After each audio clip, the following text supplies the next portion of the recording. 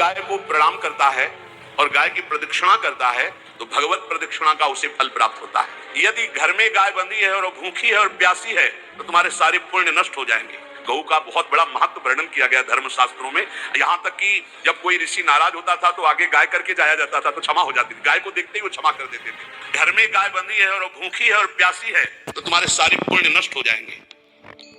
अगर घर में रजस्वला कन्या बहुत काल तक है और उसका विवाह आप नहीं कर रहे हैं तो आपके सारे सुकृत नष्ट हो जाएंगे।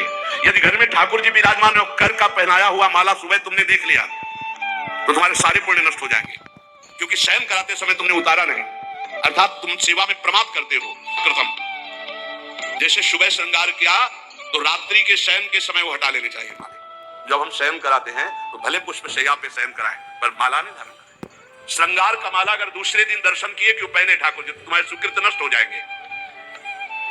गाय बंदी हो घर में, वो प्यासी है और भूखी है, तुम्हारे सुकृत नष्ट हो जाएंगे।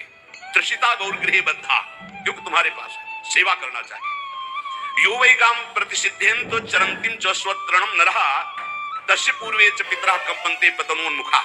यदि गाय हरी हरी घास चर रही कहीं और तुमने डंडा ऊपर प्रहार किया और लाठी मारी तो तुम्हारे पितर खोपड़ी के बल नरक जाने के लिए तैयार हो गए।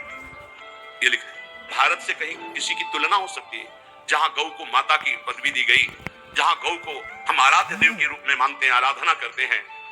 गौ रक्षा, गौ सेवा, ये बहुत बड़ा इसमें छुपा हुआ है। स्वयं भगवान अवतरित होकर गौ रक्षा, इसलिए धन्य है उनका जीवन जो गौ सेवा परायण है। भगवत भाव से गाय में साक्षात भगवान का भाव रखकर गौ सेवा करते हैं। गाय के गोबर से जहां लेपा जाता है वहां जिस देवता का आह्वान करोगे वही देवता आकर विराजमान हो जाएगा। अपवित्र भूमि में भी यदि गाय के गोबर का लेप कर दिया जाए तो परम पवित्र मानी जाती है। गाय बहुत पवित्र, जहां वो बैठती है, जहां वो मूत्र त्याग करती, गोबर त्याग करती, वो स्थान तीर्थ तुल्य पवित्र माना जाता है। भगवान जब गाय के पीछे पीछे चलते तो गोरज उड़कर उनके मस्तक पर विराजमान होती, उनके मुखार बिंदु पर विराजमान होती। बाल गोविंद के अनिष्टों को दूर करने के लिए गाय के पूंछ को उनके ऊपर से झाड़ा देती थी मैया। राधे राधे दोस्तों।